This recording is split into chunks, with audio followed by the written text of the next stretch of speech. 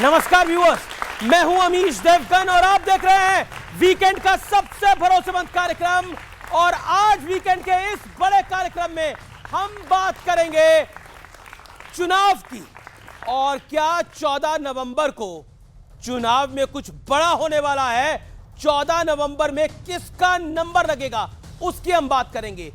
2 दिन बाद बिहार में फाइनल राउंड की वोटिंग है और आज इस चरण के लिए भी प्रचार का शोर थम गया है। लेकिन यह दौर आते आते विपक्ष की पूरी सियासत वोट बैंक के इर्द गिर्द घूमने लगी है।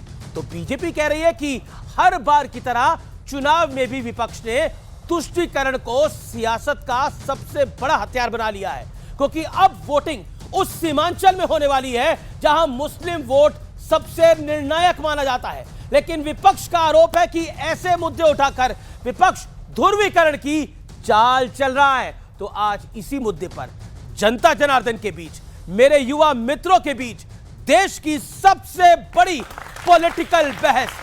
बड़ा सवाल है 14 नवंबर को किसका नंबर लगेगा।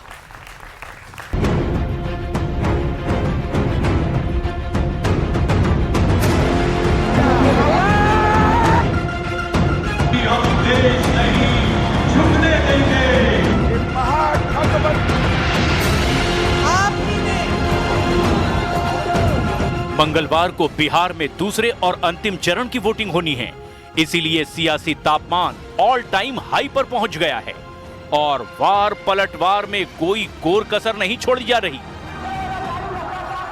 बिहार को कट्टा सरकार नहीं चाहिए, बिहार को कुशासन सरकार नहीं चाहिए। आपने ये भी देख लिया कि भाजपा के जो बड़े बड़े नेता हैं, जो कट्टों की बात करते हैं, दुनाली बात करते हैं, गोली, फिरौती, रंगदारी, हत्या, अपहरण, ये बातें करते हैं इनके नेता। इनके सबसे बड़े नेता अब देश के प्रधानमंत्री अपने स्तर को इतना गिरा चुके हैं। और हालात उस समय ऐसे थे, नेता कहते थे चलिए ना हमारा बिहार में कट्टा मार देंगे कपार में। जिसकी जैसी भावना। अरे हम तो प्रधानमंत्री की बात सुनकर नीतीश बाबू को भी ये सलाह दे रहे हैं, ले जाइए एक आध कट्टा इनके रखिए कनपट्टी पर, अपने आप को घोषित करवाइए मुख्यमंत्री। ऐसे नहीं करने वाले ये लोग। दूसरे राउंड की वोटिंग में सीमांचल का इलाका भी शामिल है, जहां मुस्लिम वोट निर्णायक हैं। इसीलिए वोट बैंक के नाम पर भी जोरदार प्रहार हो रहा है और घुसपैठियों का मुद्दा भी उठाया जा रहा है। मैं सीमांचल में आया हूं, मैं सीमांचल वालों की बात जानने आया हूं। मुझे बताओ, इस सीमांचल से घुसपैठिए को निकालना चाहिए या नहीं निकालना चाहिए? जंगल राज, ये बातें सब पुरानी हैं। अगर ये 20 साल में जंगल राज को खत्म क्यों नहीं किए, घुसपैठियों को क्यों नहीं निकाले, तो ये तो सेंट्रल गवर्नमेंट की फेल्योर है। दोनों तरफ से बड़ी जीत के दावे किए जा रहे हैं, लेकिन सबसे बड़ा सवाल है कि किसका दावा दमदार है। आज इसी पर जनता के बीच होगी वीकेंड की सबसे बड़ी बहस। तो आज बड़े मुद्दे आपके सामने हैं, लेकिन मेहमान कौन कौन से आइए परिचय करा देते हैं।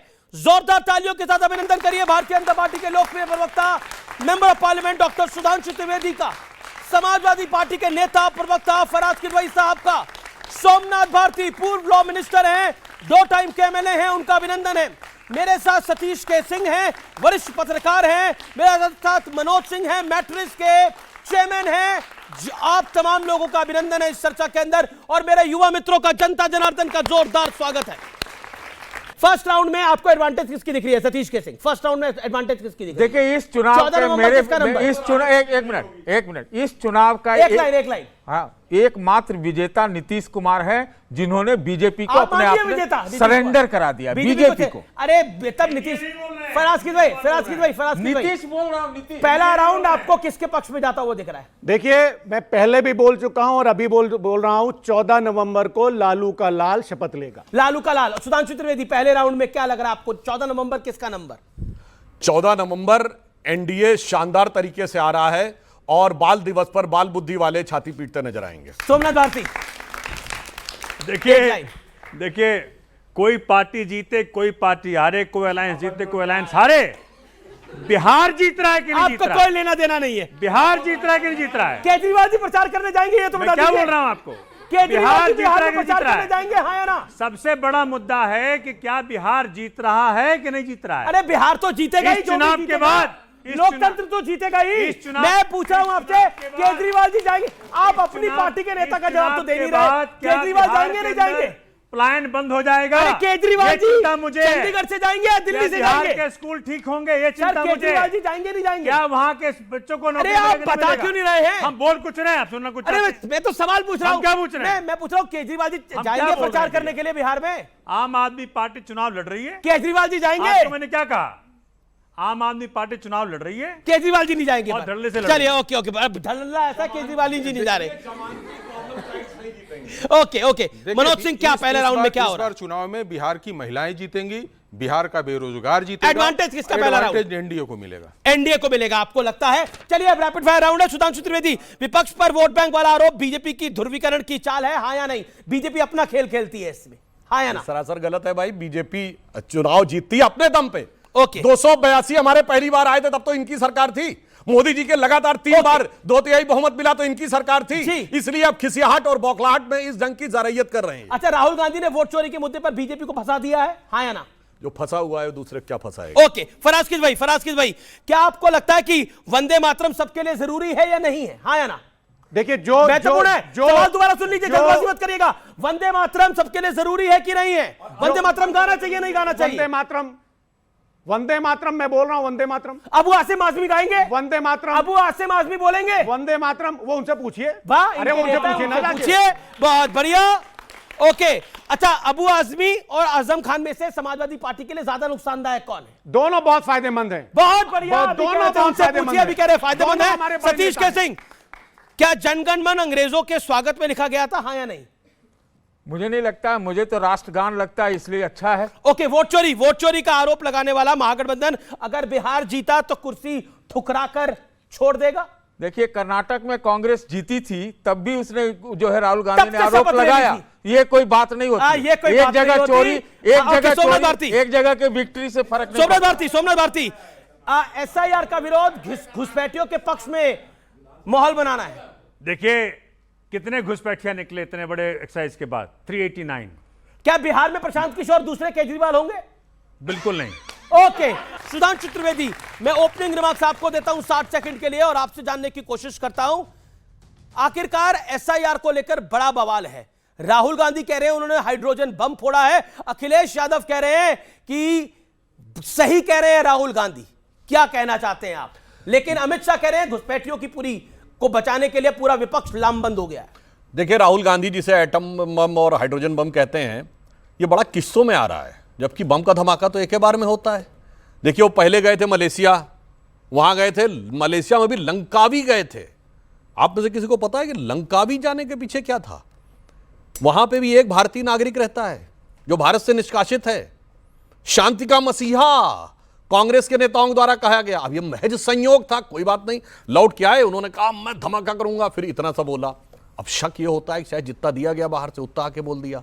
फिर गए कोलंबिया और लौट के आए, फिर उनको बताया गया इतना, शायद अब उतना बोल दिया। इसको लेकर मन में संदेह उत्पन्न होता है। और मजे की बात ये जो राहुल गांधी जी कर रहे हैं, वो कर क्या रहे हैं? भाई साहब, चुनाव है बिहार का और वो हरियाणा पे बता रहे हैं। ऐसा लगता है राजद में तो एक कोई हरियाणा वाले आ गए हैं जो बिहार में हस्तक्षेप करके स्ट्रेटजी बना रहे हैं। अब लगता है कांग्रेस में भी कोई हरियाणा वाला आ गया जो बिहार में आके बता रहा है। मगर हरियाणा की भी बात छोड़िए, बताइए, हरियाणा का कोई नेता नहीं बोल रहा इसके बारे में, ना हुड्डा साहब, ना कुमारी शैलजा, ना राव नरेंद्र सिंह जो उनके प्रदेश अध्यक्ष हैं। और ऐसा ही पहले कर्नाटक के बारे में किया। कर्नाटक में आपकी सरकार है, ना सीएम ने बोला, डिप्टी सीएम ने बोला, ना प्रदेश अध्यक्ष ने बोला, आपके राष्ट्रीय अध्यक्ष भी वहीं से। तो राहुल गांधी साबित क्या करना चाहते हैं? उनके प्रदेश के नेताओं से ज्यादा समझदार वो हैं और न कर्नाटक के बारे में कॉन्फ्रेंस कर्नाटक में हुई, ना हरियाणा के बारे में हरियाणा में हुई। दिल्ली में स्टेज सेट किया जाता है, बार बार फ्यूज हो चुके एक मिसाइल को बार बार लॉन्च करने में। और मैं यह भी कहना चाहता हूं राहुल गांधी जी से, अम्मा मियां आपकी तो सरकार हाइड्रोजन बम नहीं फोड़ पाई थी। मैं विनम्रता और चुनौती से दर्शकों से कहता हूं 1974 का जो परमाणु विस्फोट था, कांग्रेस ने बिल्कुल नहीं कहा कि हमने बम बनाया। उसने कहा जी हमने शांतिपूर्ण कार्यों के लिए किया है। 98 में जो वाजपेयी सरकार ने कहा था, हमने कहा था we are the nuclear state. ये दोनों में अंतर था और हमने उसमें हाइड्रोजन बम भी किया था। अब आते हैं इसके ऊपर। भाई साहब, डर उनको लग रहा है जिनके अरमान उन लोगों के साथ जुड़े हुए हैं जो देश को लेकर एक प्रांत से दूसरे प्रांत के वोटर पे बात करते हैं, दूसरे देश के वोटर पे बात ही नहीं करते हैं। यानी कारण क्या है? हमारे यहां तो नेता भी विदेश से आ जाते हैं, विदेशी मूल के भी आ जाते हैं, और वोटर भी विदेशी मूल के आ जाते हैं, और देश के अंदर लड़ाई करवाने की व्यवस्था कराते हैं। और मैं यह भी बात कहना चाहता हूं कि जो कुछ कांग्रेस ने SIR के लिए किया है, जो आप कहना चाह रहे हैं, वो तो बात पूरी तरीके से और साबित हो रही है कि और ज्यादा आवश्यकता है। परंतु मैं यह भी पूछना चाहता हूं कि यह बताइए, आपने जितनी बातें की उसमें आधी तो फर्जी निकल गई। और यह भी एक मजेदार बात सोचिए, वो ब्राजीलियन मॉडल, आपको याद है प्रेस कॉन्फ्रेंस में जो राहुल गांधी ने पूछा anybody can guess who is she, तो कोई पत्रकार नहीं बता पाया। तो पहले बताइए राहुल गांधी जी की टीम में कौन था जो ब्राजीलियन मॉडल को पहचानता था? जी, ये वही पहचानेगा जो कोलंबिया से लेकर ब्राजील तक घूमता था। जी, तो इसीलिए मैं लास्ट में सिर्फ ये कहना चाहता हूं, इनके लगातार बम वैसे ही चल रहे हैं जैसे वो पाकिस्तान का एक मंत्री था ना जो कहता मेरे पास पाव पाव भर के बम है, वो अब्दुल राशिद नाम था। तो ये छटाक भर का जो हाइड्रोजन बम फोड़ा है और बार बार आकर अपनी बेइज्जती करवाई है, तो उसके लिए एक पंक्ति बस कहना चाहता हूं जो कांग्रेस कर रही है SIR पे या विपक्षी दल, कि सच जरा सा घटे या बढ़े तो सच सच न रहे, मगर झूठ की तो कोई इंतहा नहीं, लाख चेहरे बदल के आ जाते हैं ये, पर आईना कम वक्त झूठ बोलता है। फराज भाई, आखिरकार ये वोट बैंक बचाने की लड़ाई है, घुसपैठियों को बचाने की लड़ाई है। अमीर जी, ये वोट बैंक को बचाने की लड़ाई नहीं है, ये देश को बचाने की लड़ाई है। ये देश के लोकतंत्र को बचाने की लड़ाई है, ये देश के फेडरल स्ट्रक्चर को बचाने की लड़ाई है। और अभी आपने बड़ी अच्छी शुरुआत की कि 14 नवंबर को किसका नंबर आएगा। सुधांशु जी की मैं एक बात से सहमत हूं कि यहां पर बिहार की बात होनी चाहिए। अमीश जी, 14 नवंबर को किसका नंबर आएगा? और सुधांशु जी, आपकी पंक्तियों के लिए 4 पंक्तियां मेरी तरफ से भी अर्ज है कि तेरे उरूज के ऊपर जवाल आएगा, रगे अवाम में अब तो उबाल आएगा। जनाब 14 नवंबर को देख लेना तुम, शपथ के वास्ते लालू का लाल आएगा। ओके, आप देखिएगा 14 नवंबर को। अमीर जी, मैं ऐसा क्यों कह रहा हूं कि लालू का लाल आएगा? भारतीय जनता पार्टी की अगुवाई में, नीतीश कुमार जी की अगुवाई में जो NDA की सरकार चल रही है, हम कुछ बोले तो वो गलत, आम आदमी पार्टी कुछ बोले तो गलत, कांग्रेस बोले तो गलत, लेकिन अगर चिराग पासवान बोलते हैं कि I feel sorry to be backing Bihar government, तो ये गलत है कि सही? ये सुधांशु जी आप बताइएगा। मोदी जी के हनुमान जी, केंद्र में मंत्री चिराग पासवान जी बोलते हैं कि मुझे बिहार की सरकार को सपोर्ट करने में शर्म आती है। तो जब मोदी जी के मंत्री ये बोलेंगे तो इस देश की जनता भी बोलेगी कि नीतीश कुमार जी के शासन में, नीतीश कुमार की जो सरकार चल रही है, उस सरकार को देख करके बड़ी बात मोदी, लालू का लाल आएगा। और देखिए वोटिंग परसेंटेज ज्यादा है, और वोटिंग परसेंटेज इस बार बहुत ज्यादा हुई है। और आरजेडी कह रही है ये नीतीश की ढलान है और लालू के लाल का उफान है, लालू के लाल का करिश्मा देखेगा 14 नवंबर को पूरा इंडिया। उसमें एक लाइन में ऐड कर देना चाहता हूं जी, क्योंकि 14 नवंबर को बाल दिवस भी होता है ना जी, तो बाल दिवस पर बाल बुद्धि का बवाल आएगा, यह भी ध्यान कर लीजिएगा इसके आगे। अब मैं यह भी बताना चाहता हूं, जो आप बात कहने का प्रयास कर रहे हैं, ये तो पुराना स्टेटमेंट है जिसके बारे में वो स्पष्टीकरण दे चुके हैं, मगर मैं तो साथ रहते हुए बोलता हूं। अखिलेश, अब सर पूरी बात अखिलेश यादव जी ने कांग्रेस के साथ गठबंधन में रहते हुए बोला है मध्य प्रदेश चुनाव में, बहुत चालू पार्टी है कांग्रेस से संभल के रहना। मुलायम सिंह यादव जी का वीडियो अवेलेबल है, कांग्रेस बहुत खतरनाक पार्टी है, CBI लगा के जेल में भेज देती है। और कांग्रेस ने गठबंधन में रहते हुए मध्य प्रदेश में कमलनाथ ने कहा अखिलेश वखलेश छोड़ो। भाई साहब, आप तो साथ में रहते हुए क्या क्या नवाजे गए हैं या नवाजी से कर्म हुई है एक दूसरे के ऊपर। आपकी क्या पास क्या है? लालू का लाल आएगा बोला गया, सारा सार इसी में है। लालू हो या सोनिया जी हो, सबको अपने अपने लाल की पड़ी है, देश के विकास की किसी को नहीं पड़ी है। प्रधानमंत्री जी कहते हैं 2047 तक देश का विकास होगा और विकसित राष्ट्र बनेगा। मैं कहता हूं आपके लाखों दर्शक जो देख रहे हो अपने दिल पे हाथ रख के पूछें, क्या सोनिया जी, लालू जी ये चाहते हैं? वो कहें नहीं, 47 तक अगर कुछ हो पाए तो हमार बिटवा, हमार बिटिया। और ये भी मजे की बात है, ये लालू का कौन सा वाला लाल आएगा? हाँ, एक लाल उधर है, एक लाल इधर है, कौन सा वाला लाल आएगा? तरफ लाल खड़े, तेजस्वी जी या तेज प्रताप जी? मनोज सिंह, लालू का लाल आ सकता है बिहार के अंदर, ऐसी उम्मीदें जगी है। राजद कह रही है कि आ रहा है लालू का लाल। देखिए, सबसे बड़ा बात बोले अवनीश जी, जब हम लोग बिहार में घूम रहे थे, हम लोग तो डाटा कलेक्ट करते हैं और उस डाटा के आधार पर करते हैं। तो एक झोपड़ी में हम लोग बैठे हुए थे, कुछ महिलाएं बैठी हुई थी, तो हम लोगों को लगा कि ये नीतीश के वोटर हैं। जब हम लोग उन्होंने से कहा कि भाई इस बार का चुनाव में आप लोगों का क्या मूड दिखता है, तो महिलाओं ने कहा कि मूड तो अच्छा है। हम लोग कहा कि भाई महागठबंधन वाले तो बोल रहे हैं कि नीतीश जी का तो ऊपर से काम ही नहीं कर रहा, दिमाग नहीं कर रहा। कहें कि वो 74 साल के हो गए, काम नहीं कर रहा, जो 50 साल का है उसका नहीं काम कर रहा, तो क्या करें? ओके, तो अब सोचिए कि इस तरह के कमेंट लोग करते हैं कि एक युवा भी इस तरीके से गड़बड़ कर सकता है। तो जो SIR का बात अभी आप कर रहे थे, तो एक चीज जान लीजिए कि वहां पे मुद्दा नहीं बनने के 2 कारण थे। जिस तरीके से बताया जा रहा था महागठबंधन से कि मुसलमानों का मुद्दा नहीं बन रहा, और उसके कारण भी है। जैसे मैं ये सारे भी बच्चे बैठे हैं और मैं बिहारी खुद खड़ा हुआ यहाँ पे, मेरे घर से 12 लोगों का नाम कटा और हम 12 के 12 लोग आए हुए दिल्ली में। मुझे तो कोई तकलीफ नहीं है, मैंने तो कोई आंदोलन नहीं किया, मैंने तो कोई विरोध नहीं किया। कर वो रहे, लेकिन मेरे नाम पे वोट पड़ते थे, किसको पड़ते थे मुझे नहीं पता। मैंने इलेक्शन कमीशन में भी डाल रखा था कि भाई मेरे नाम को हटा दिया जाए, लेकिन वो हटते नहीं थे। ये मुद्दे हैं, लेकिन जहां तक मैंने देखा 3 महीने पहले, इलेक्शन के 6 महीने पहले से जिस प्रकार से तेजस्वी ने अपने इमेज को किया, राहुल गांधी ने आकर उनके सत्ता को छीना है। ओके, आप सतीश के सिंह ये मानते हैं राहुल गांधी ने आकर लालू के लाल की सत्ता को छीना है, या फिर हायर वोटिंग टर्नआउट? कई पॉलिटिकल पंडित मान रहे हैं राजद के लिए पॉजिटिव जा सकता है। देखिए, आजकल पॉलिटिकल पंडित क्या मानते हैं ये तो पता नहीं चाहता। इलेक्शन कमीशन का जो पंडित मानता है वो सच्ची बात वो है, पता नहीं वो क्या निकल जाए, कुछ नहीं कह सकते। तो इस पर कोई टिप्पणी नहीं करना मुझे।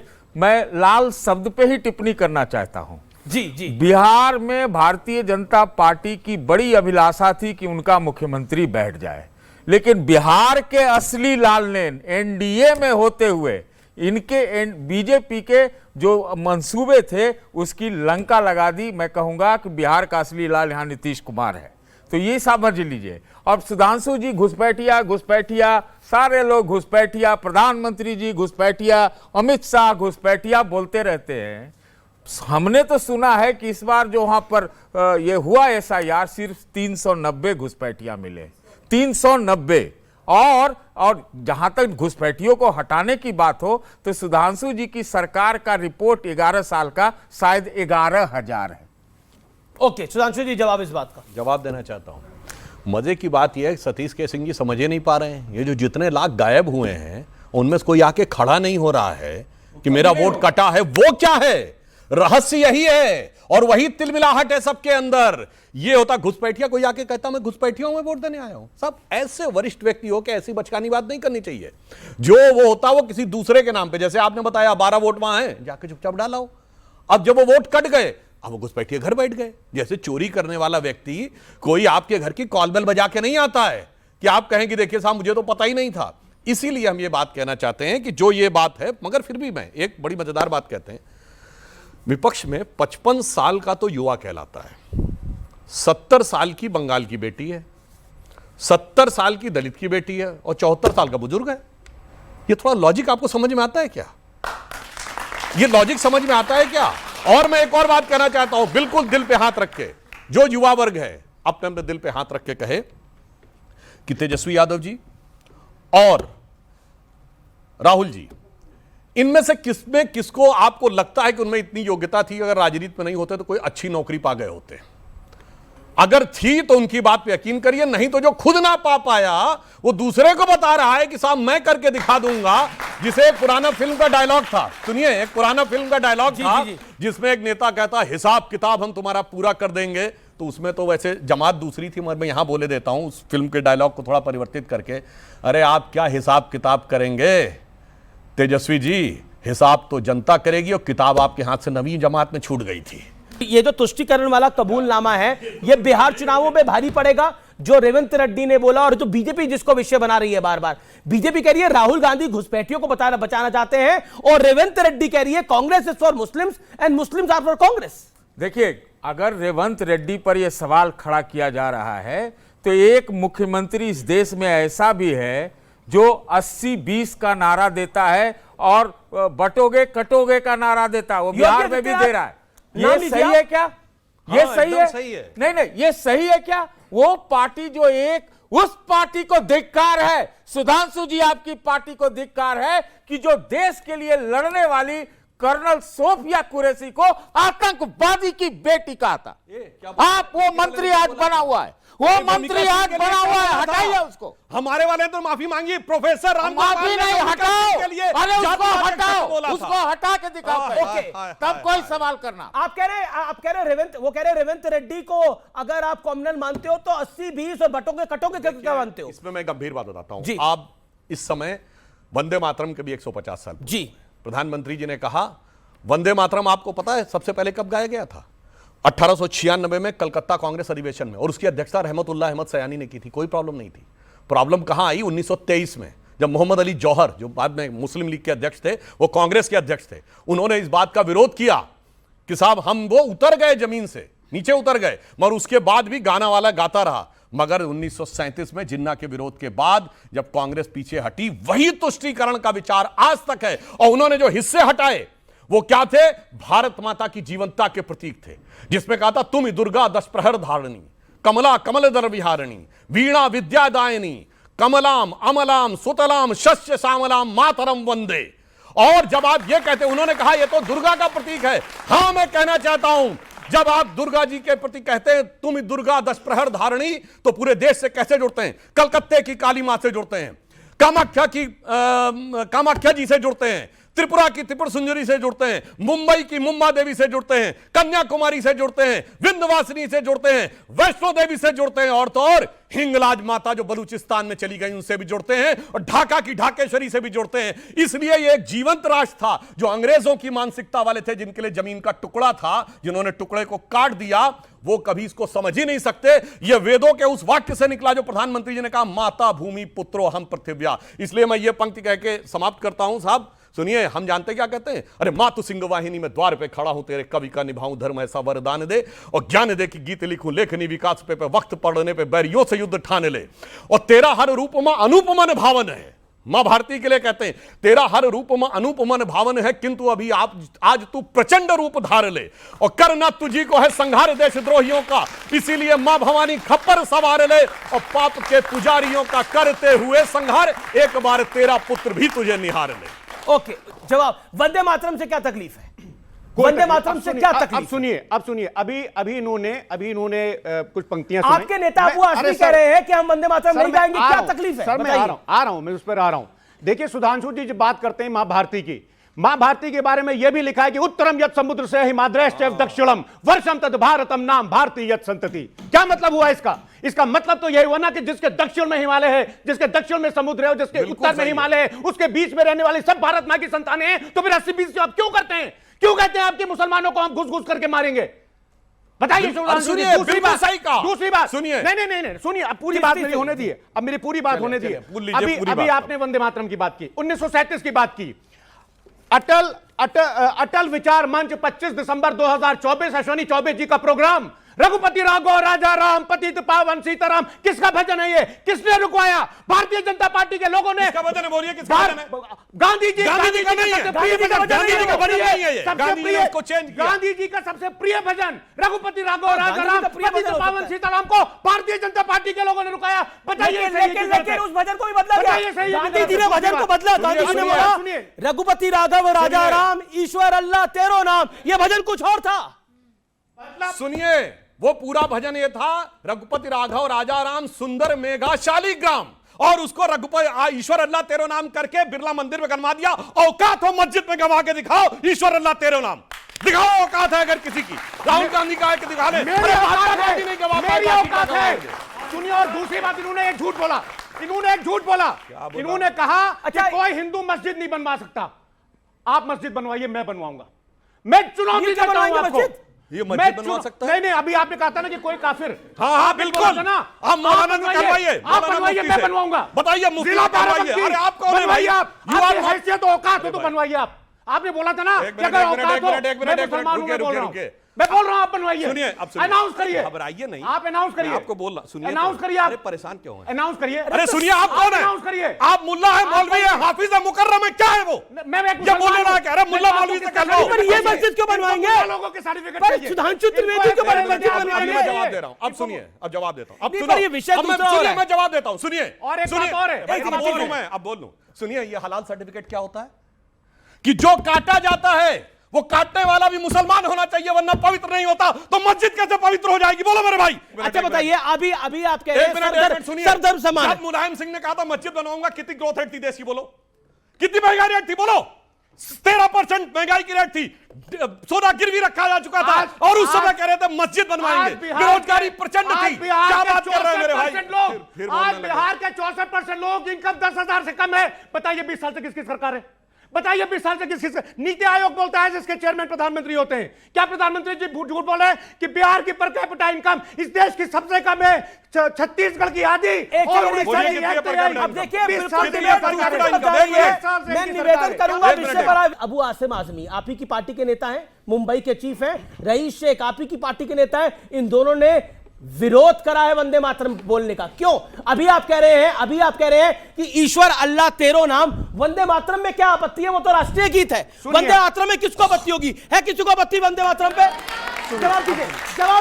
नहीं, जवाब दे रहा हूं। जवाब दीजिए। अरे सर, और फिर आप कहते हैं हिंदू मुसलमान होता है चुनाव के अंदर। गांधी जी ने कहा था कि वंदे मातरम भारत के स्वतंत्रता आंदोलन के दौरान लाखों लोगों को प्रेरित करने वाला गीत है।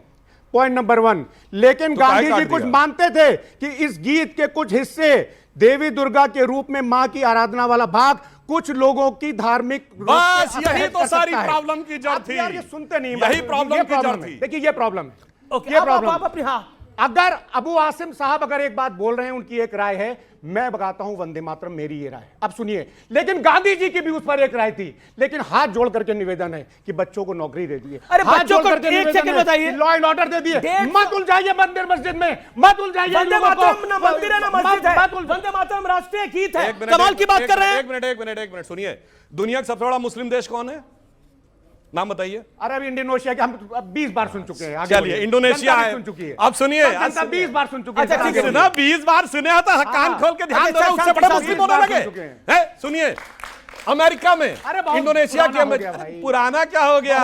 पुराना आपका नई चीजें लाइए। अरे आपकी बात बोलो, हम क्या बोलने जा रहे हैं? बोलो पुराना हो गया, बोलो बोलो बोलो बोलो बोलो बोलो। रोजगार कितने दिए थे? बोलो ना, क्या बोलने जा रहे हैं? बोलो बोलो। नहीं पता, पानी पीने लगे।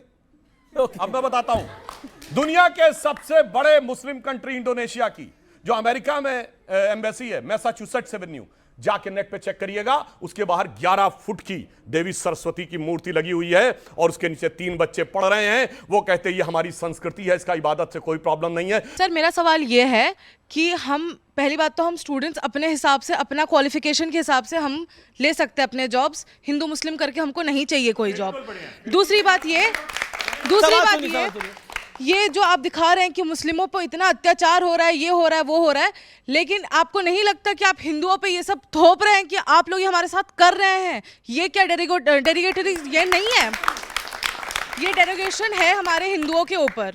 ओके, ये डेरोगेशन है हमारे हिंदुओं के ऊपर। फराज किद भाई, बार बार ये बोलना, देखिए ये तो इस देश के अंदर, अब देखिए ये देश आजाद हुआ, धर्म क्या, ये देश आजाद हुआ, उसके बाद धार्मिक आधार पर बंटवारा हुआ, धार्मिक आधार पर बंटवारा हुआ इस देश का। ओके, क्या सवाल है आपका? आप खड़े होकर पूछिए, क्या पॉइंट है आपका? सर, मेरा सवाल आपसे है कि आपने कहा कि शिक्षा और स्वास्थ्य की बातें नहीं करते हैं बीजेपी, तो आप क्या शिक्षा और स्वास्थ्य की बातें करके चुनाव जीतना चाहते हैं? शिक्षा और स्वास्थ्य की बात करके चुनाव जीतना चाहते हैं, सब चुनाव जीतना चाहते हैं। ओके, क्या सवाल है? वही हमारा इलेक्शन मैनिफेस्टो रहा। Okay sir, Rahul Gandhi vote चोरी की बात करते हैं, लेकिन एसआईआर का विरोध क्यों करते हैं? वोट चोरी की बात करते हैं, लेकिन एसआईआर का विरोध क्यों करते हैं? सतीश केसरी, एसआईआर का विरोध क्यों करते हैं राहुल गांधी? ये तो अच्छा सवाल उनका है। अब देखिए, एसआईआर का किसी ने विरोध नहीं किया है, और मैं एक किसी ने संसद में, अरे सुनिए, अरे नहीं किया, आप संसद में प्रदर्शन किया, फोटो लगी, सब क्या? अरे भाई आप सुनिए ना, जिस तरह से जो आप लोग करवाते हैं, आपकी जो अनुषंगिक संगठन इलेक्शन कमीशन, उसका विरोध है। कोर्ट में गए लोग, कोर्ट में आपने तो आधार ही नहीं माना। सतीश जी, आप बोल लीजिए। आप नहीं, इनसे बहस करने के लिए तैयार। आधार माना क्या? जब आपको चाबुक लगा तब आपने आधार माना। आपको कोर्ट ने क्या कहा? क्या कौन सा आधार माना? कोर्ट ने क्या कहा? कोर्ट ने कहा आधार लागू आधार करो। को नागरिकता का आधार कोर्ट ने भी नहीं माना। नहीं, हमने भी यही कहा था, सिर्फ अरे तो पहचान का आधार है, नागरिकता का आधार नहीं है। दिखाइए कोर्ट का आधार, जहां आधार लिखाओ। नहीं सुधांशु जी, बोलिए, अब आप दिखाइए, पढ़े लिखे हैं, हवा में लेकिन मत बात गड़बड़ करिए। करते हैं। सुनिए, कोर्ट ने क्या कहा? कोर्ट ने यह सवाल उठाया कि नागरिकता पता लगाना ये इलेक्शन कमीशन का काम नहीं है। तो ये हमने कब कहा? हमने सिर्फ कहा ये आप डॉक्यूमेंट क्या कह रहे दिखाओ। हैं? लेकिन राहुल गांधी बिहार के सुने। चुनाव में हरियाणा के इलेक्शन की बात करके क्या हासिल कर लेंगे बताइए। देखिए, अगर कहीं भी कोई सबूत पेश करता हो, दावा करता हो, फर्जी दावा करता हो, क्या हमारा हक, क्या हमारा फर्ज होना चाहिए? इलेक्शन कमीशन का या भाजपा का? देश के ओके, मनोज सिंह, एक मिनट सुनिए, बीच में नहीं रोकिए, बहुत इंपॉर्टेंट। तो फिर आप उसकी जांच तो करवा दो। देखिए, जो बच्चे यहां बैठे, मैं उदाहरण देना चाहता हूं। जो इन्होंने कहा, आप एग्जाम में अपियर हुए, आपको लगा मेरे नंबर कम आए, तो क्या तरीका है? कहेगा स्क्रूटनी का फॉर्म भरो, दोबारा चेकिंग होगी। अब कोई कहा नहीं, मैंने बयान दे दिया, स्क्रूटनी फॉर्म नहीं भरूंगा मैं, मगर मुझे जवाब परीक्षा देने वाली एजेंसी से रिटर्न में चाहिए मेरे नंबर का। ये वो काम है। चुनाव आयोग कह रहा अप्लाई तो करो भाई। तुम्हारी जो तुमने 22 दिखाई फोटो, वो सही में है कि नहीं? उसमें कई तो गलत निकल गए, तो तुम और दूसरा उदाहरण देता हूं, मैच खेलते हैं, आपको लगा कि बैट्समैन आउट था, एम्पायर ने आउट नहीं दिया है, तो क्या कहा जाता है? रिव्यू का पावर है ना, तो पूछता है रिव्यू को यूज करोगे? नहीं, मैं रिव्यू को यूज नहीं करूंगा, मगर मैंने कहा है तो मान लेना चाहिए।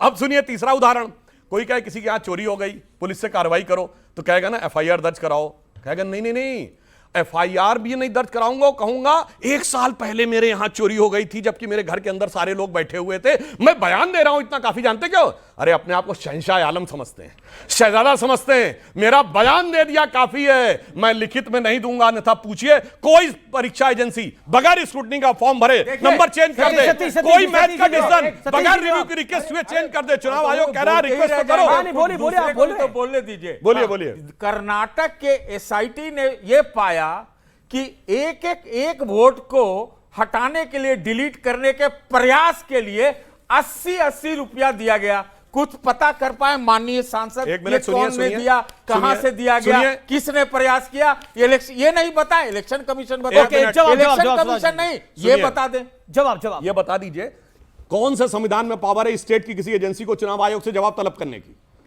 भाई उसके पास तो है, इलेक्शन कमीशन के पास पावर तो है। क्या तरीका? अब मैं बता रहा हूं, SIT ने कर्नाटक के 7-8 राज्यों की बात कही कि यहां से लोग आए, तो क्यों नहीं रिफर किया CBI को?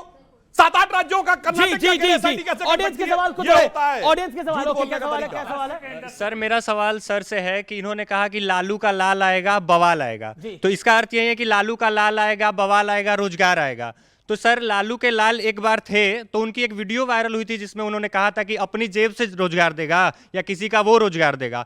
तो सर अब कह रहे हैं कि लालू का लाल आएगा तो बवाल आएगा। तो सर अगर चलिए मान लीजिए कि हमने उनकी किताब एक बार और पढ़ी, अगर उनकी किताब की एंडिंग ऐसी हुई थी तो मैंने उनकी किताब एक बार और पढ़ी, तो सर क्या उनका ये जो आएगा तो वो रोजगार अपने जेब से देंगे या उनका वो रोजगार देगा? ओके, जवाब। वो कह रहे हैं लालू का लाल आएगा। जी, बिल्कुल दे रहा हूं, बताइए। हाँ, देखिए अमीर जी, अभी जो है इसी सवाल से रिलेटेड आपने भी एक सवाल किया। सुधांशु जी ने कहा कि 9वीं पास या 9वीं फेल जो भी है वो क्या नौकरी देगा? तो एक चाय वाला झूठी बातें कर करके कि 2 करोड़ नौकरी देगा, वो प्रधानमंत्री बन सकता है, तो 9वीं पास या 9वीं फेल सच बोल करके मैंने पूरी बात सुनिए। तो एक आप मान रहे तेजस्वी झूठ बोल रहे हैं, नवीं फेल अगर सच बोल रहा है कि वो बिहार के नौजवानों को नौकरी देगा तो वो नौकरी। अच्छा, ये नौकरी वाला शगुफा चल रहा है क्या? मैं उसी पे आना चाह रहा हूं। मुझे लगता है कि इसमें बहुत सारे ऐसे बच्चे होंगे जो बिहारी होंगे और बिहार से होंगे। मैंने अपनी नौकरी छोड़कर रांची से यहां आया था, जो पलायन पे पहले मैं बात कर लेता हूं। पलायन के रूप में जो कहा जाता है कि बिहार से पलायन हुआ, 1900 दशक में पलायन का हुआ था। पलायन 2 तरह का होता है कि एक एजुकेटेड लोग जाते हैं, पलायन करते हैं अपने स्टेट से कि बेटर के लिए। दूसरा होता है जो गरीब हैं, जो मजदूर हैं, उनका पलायन होता है। तो 1990 के दशक में मजदूरों का पलायन वहां से हुआ था। सबसे ज्यादा यदि पलायन का आप देखेंगे तो गुजरात है, उसके बाद पंजाब है। ऐसे 11 स्टेट है जहां से लोग इस देश को छोड़कर दूसरे जगह गए थे। इसलिए नहीं छोड़कर गए थे कि उनके वहां पे रोजगार नहीं था या नहीं था, उससे बेटर अपने लाइफ को जीने के लिए। तो सर, जो SIR वाला मामला था, पहले आप सब खुद चिल्ला रहे थे कि वोट चोरी हो रहा है। अब SIR जब 2.0 आने की बात हो रही है तो सब जगह ऐसे तहलका सा मच गया है कि जैसे उन्हीं के वोट जा रहे हो। SIR की बात कर रहे थे कि SIR जो है वो डुप्लीकेट वोट हटाएगा, गलत वोट निकालेगा, इनके बड़े आइडियोलॉग हैं राकेश सिन्हा जी, 2 जगह वोट दिए। वो 5 तारीख को वोट यहां दिए हैं, 5 तारीख नहीं, 5 फरवरी को। हाँ। ये देखिए 5 फरवरी को हाँ, वोट बिल्कुल यहां आपकी दिए है। हैं। सही बात ये ना यहाँ पे दिखा रहे हैं कि हमने वोट डाला है और अभी जाके बिहार में वोट डाल के आए। ये कैसे कर रहे हैं राकेश ठीक सिन्हा है? जी? दूसरी चीज वही इन्हीं पार्टी के एक और नेता है संतोष ओझा जी, वो भी अपना 5 फरवरी को वोट यहाँ दिए। संतोष ओझा को तो नहीं मैं और जानता, फिर वहाँ राकेश जाके सिन्हा वोट की दिए। तस्वीर काफी वायरल हो रही है। उसी प्रकार महाराज ये क्या हो रहा है? ये जो वो बीजेपी दिल्ली में के- वोट डाल के एक गए सेकंड 6 में महीने बात में, कर वो बिहार में वोट डाल रहे हैं। उन्हें वोट डालने का इतना ही शौक है कहीं आसाम ना पहुंच जाए। माननीय अमित जी, एक सेकंड मैं अपनी बात पूरी कर लूं। तो SIR इलेक्शन कमीशन ने इन्हीं के लिए कराया कि भाई इनके जो लोग एक सेट ऑफ पीपल हैं, 5 लाख लोग पहले महाराष्ट्र में वोट डालेंगे, उन्हीं को उठा करके वोट बनवा दीजिए, फिर हरियाणा में उनका वोट बनवाइए, फिर दिल्ली में, और वही जाके वोट बनवाइए, फिर बिहार में। और जो तो ये 5 लाख लोग इनके शिफ्ट करते रहते। राहुल गांधी ने भी इस बात का जिक्र किया, उन्होंने बोला बीजेपी की बात है, और floating इलेक्शन voter है। कमीशन का मुंह बंद है। सुनिए, इलेक्शन कमीशन के मुंह से कोई बात निकली नहीं है इसके खिलाफ, पर बीजेपी तो बोल रही है। नहीं बोल रही है अब बीजेपी। सुनिए, मैं इसका जवाब देता हूं, बिल्कुल टेक्निकल। राकेश सिन्हा जी ने स्पष्ट किया कि उन्होंने फरवरी में वोट दिल्ली में डाला था, उसके बाद ड्यू प्रोसेस के द्वारा उन्होंने दिल्ली में अपना वोट कटवाया और बिहार में जाके, जहां के वो मूल निवासी हैं बेगूसराय, वहां पर उन्होंने अपना वोट जुड़वाया। जब दिल्ली में चुनाव आएगा फिर यहाँ के मूल निवासी बन जाएंगे। ये क्या बात है? समस्या सर, आपने प्रोफेसर है दिल्ली में। सुनिए अब समस्या तब है जब आप 2 जगह वोटर हो। मगर मैं बताना चाहता हूं, आपको पता है बिहार का जो सीमांचल इलाका है, पूर्णिया, अररिया, किशनगंज, उन सब जिलों में कुल पॉपुलेशन से 25% ज्यादा आधार कार्ड थे। अकेले पूर्णिया जिले में इस साल के पहले 6 महीने में 5 लाख लोगों ने रेजिडेंसी के लिए अप्लाई किया था, और वो लोगों के आधार कार्ड कहां के थे? ज्यादातर के मालदा के थे और 24 परगना के थे। मगर मैं एक बात कहना चाहता हूं, जो राहुल गांधी ने बोला है और जो ये लोग कह रहे हैं SIR पे, एक बात तो साबित हो गई, ये 1.5-2 साल पहले कहते थे EVM हैक्ड है, बटन कोई भी दबाओ वोट बीजेपी को जाता था, अब कहना छोड़ दिया। अगर तथा कथित रूप से हैक थी EVM, तो किसी को वोटर लिस्ट में क्यों चेंज करना था? इसका मतलब वो आरोप झूठा था, मान लिया ना, क्यों उठाना बंद कर दिया EVM का मुद्दा? यानी अगर तब आप SIR उठा रहे हैं, इसका मतलब आपने EVM हैकिंग के अपने आरोप को झूठा मान लिया। हकीकत ये है कि ये तब भी झूठ बोल रहे थे और आज भी झूठ बोल रहे हैं। आपको लगता है कि वोट चोरी हो रही है? आपको लोगों को लग रहा है? मैं जनता की राय ले, तो आपको लगता है वोट चोरी हो रही है? नहीं सर, अगर वोट चोरी हो रही होती तो सबसे पहले तो भाजपा की सरकार ही नहीं बनती। आप लोगों की अगर कर्नाटक में सरकार बन रही है, हिमाचल में सरकार बन रही है, जम्मू कश्मीर में आप लोग गठबंधन करके सरकार में, और ओमर अब्दुल्ला ने भी कह दिया है कि हम तो कांग्रेस को कुछ मानते नहीं है। सर ये कैसी वोट चोरी है? जहां आपकी सरकार बन रही है वहां तो ठीक है, सब ठीक है। और सर इलेक्शन कमीशन ने कहा था कि जिसको भी ईवीएम में दिक्कत है वो आओ। सौरभ भारद्वाज आए थे दिल्ली विधानसभा में पेचकस लेके, जब वो दिखा रहे थे देखो ऐसे वोट चोरी होते, कहां गए अब सौरभ भारद्वाज जी? क्यों नहीं दिखाया सर फिर ईवीएम? अच्छा एक बात बताइए, अगर आपको लगता है वोट चोरी करके प्रधानमंत्री मोदी बने हैं? आपको क्या लगता है जब राहुल गांधी बोलते हैं वोट चोरी हो रही है, तो आपके मन में ख्याल क्या आता है जब विपक्ष बोलता है? सर एक्चुअली क्या है कि जब हम अभी कुछ हुआ था भारत मंडपम में, उसमें ऐसा कहा था, मतलब 2014 में जब नरेंद्र मोदी आए थे, तब उन्होंने कहा था मैं डिजिटल इंडिया बनवाऊंगा, ठीक है। और आज हालत ऐसे है कि सच में डिजिटली इंडिया काम कर रही है। जी, जी, जी। सब कुछ तो कहीं ना कहीं जो चीज़ नरेंद्र मोदी जी ने कही है वो चीज़ उन्होंने करी है, तो वो अपने ऊपर वो जीते हैं। आप कोई कुछ कहना चाहता है वोट चोरी के मुद्दे के ऊपर? आप बोल चुके, आप क्या कहना चाहते हो? सर मैं ये कहना चाहता हूं कि अगर ऐसा नहीं है तो प्रधानमंत्री मोदी जी इस पर अपना बयान क्यों नहीं देते हैं? उनको सरेआम वोट चोर कहा जा रहा है, तो उन पर वोट चोरी को लेकर के अभी तक कोई बयान सामने नहीं आया है। पर गृह मंत्री ने बोला है, अमित प्रधानमंत्री ने बोला है। एक मिनट मैं इसका तथ्यात्मक जवाब भी देता हूं। पहली बात, कोई गंभीर बात कहता हो तो उसका जवाब दिया जाए। ये बताइए इन्होंने कहां से शुरू किया? हाँ, आप क्या कह रहे हैं? पूरा भारत बोल रहा है उन्हें वोट चोर, तो ये बात तो इंपॉर्टेंट है। तो सुनिए ना, सुनिए, ये पहली बार नहीं हुआ है। इन्होंने चौकीदार चोर भी तो बोला था, फिर माफी मांगी थी। इन्होंने कहा राफेल को लेकर सरकार के ऊपर का भ्रम फैलाया, फिर इन्होंने कहा सर्जिकल स्ट्राइक के ऊपर सेना खराब है, फिर इन्होंने बालाकोट में कहा एयरफोर्स खराब है, फिर ऑपरेशन सिंदूर में कहा डिफेंस सर्विसेज खराब है, फिर उन्होंने कहा LIC के बारे में झूठ बोला, स्टेट बैंक ऑफ इंडिया के बारे में झूठ बोला, सेबी के बारे में झूठ बोला, इलेक्शन कमीशन के बारे में झूठ बोला, कोविड वैक्सीन के बारे में झूठ बोला, राम मंदिर के मुहूर्त के बारे में झूठ बोला। तो भाई जो सर्टिफाइड झूठ बोलने वाला है वो भी सुप्रीम कोर्ट से उसकी बात का कहां तक जवाब दे? अब दूसरी बात सुनिए, अब मैं हर बार झूठ बोला, एक मिनट सतीश जी ने बड़ी तस्वीर वाली, सतीश जी ने बोला एक बारी तो मान लीजिए उसने सच बोला है। अब देखिए जिसने 9 बार झूठ बोला हो 10वीं बार कैसे माना जाए उसने सच बोला है? देखिए आप बताइए, अरे आपकी क्लास में कोई ऐसा बच्चा था जो हमेशा कहता था मास्टर खराब है, इसी की वजह से मैं फेल हो रहा हूं? था कोई ऐसा बच्चा? देखिए आप इसको मजाक में, मैं मजाक में नहीं, सीरियसली बोल रहा हूं। सुनिए ना, आपको मजाक क्यों लग रहा है? आप बोलने दीजिएगा तब ना। वो भी एक चोरी है, आप आवाज चोरी कर लेते हैं, बोलने दीजिए। अरे कमाल है, डबल माइक लगा है। एक सेकंड, इन्होंने बोला आवाज चोरी, 1 माइक 2 माइक 3 माइक, उसके बाद भी कह रहे हैं आवाज चोरी हो रहा है। ऐसे ही वोट चोरी हो रहा है। जैसे आपने प्रूव किया कि आवाज चोरी आप नहीं कर रहे हैं, इलेक्शन कमीशन में ये सिद्ध कर दे, देश के प्रधानमंत्री सिद्ध कर दे कि राहुल गांधी पर देशद्रोह का मुकदमा करना चाहिए, क्योंकि ये खाली देश विरोधी काम करता है, गलत चीजें लाता है, गलत प्रूफ लाता है। एक बार इसको शांत तो कर दो। अच्छा ठीक है, बोला। अब मैं जवाब देना चाहता हूं, सुनिए। पिछले 35 साल से कांग्रेस के साथ बिहार में क्या हो रहा? 1990 सीटें जीती 71, वोट मिला 24%, जमानत जब्त 103। 1995 सीटें जीती 29, वोट परसेंटेज घट के हो गया 16%, जमानत जब्त 167। सन 2000 सीटें जीती 29, वोट परसेंट आ गया 11 पे, जमानत जब्त 231। अब आइए साहब, 2005 कुल लड़ाई 58 सीट पे और उसमें 5% वोट पे आ गया और उसके बाद जमानत जब्त हो गई, उसके बाद भी 14 सीटों पे। अब आइए 2010, वोट परसेंटेज 8 पे आ गया, जीते 4, जमानत जब्त 216। अब सुनिए 2015 27 सीटें जीते, 6% वोट पे आ गया और लड़ाई 41 थे। सन 2020 लड़े कुल 70 सीट, जमानत जब्त 4, वोट परसेंट 9.5।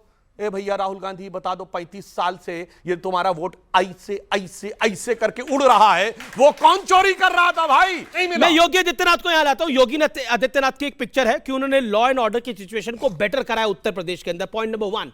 और पॉइंट नंबर 2, नीतीश कुमार के लिए भी ये कहा जाता है कि लॉ एंड ऑर्डर को बेटर कराए। क्या आपको लगता है कि नीतीश कुमार पर चिपकेगा जंगल राज? मनोज सिंह।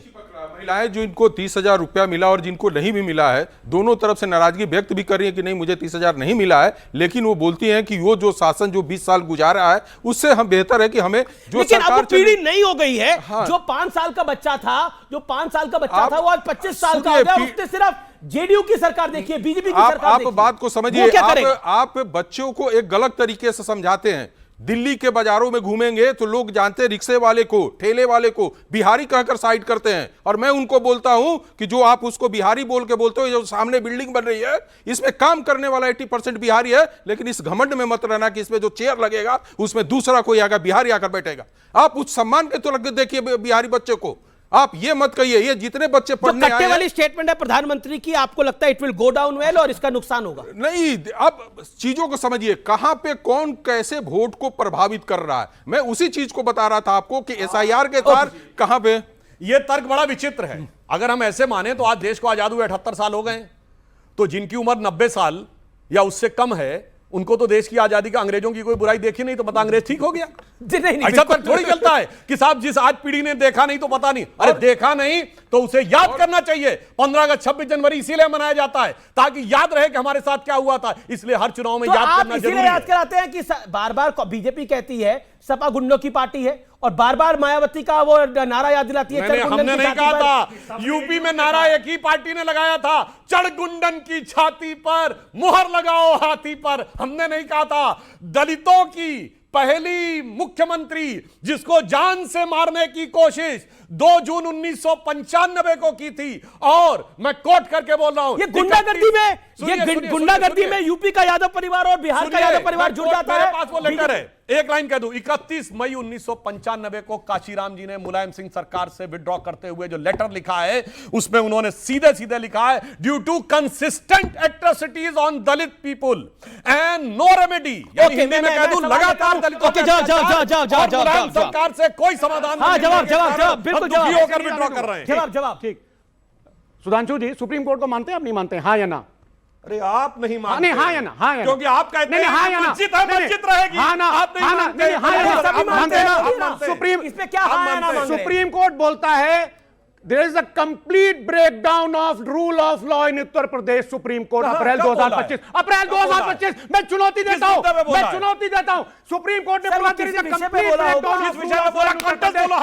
लेकिन बोला कि नहीं बोला? अरे मैं आपको बता रहा हूं सर, न्यूज़ 18 की खबर दिखा को कोट कर रहे हैं, वो किसी विषय पर बोला होगा। अरे आप सुप्रीम कोर्ट बोलेगा तो किसी विषय पे बोलेगा।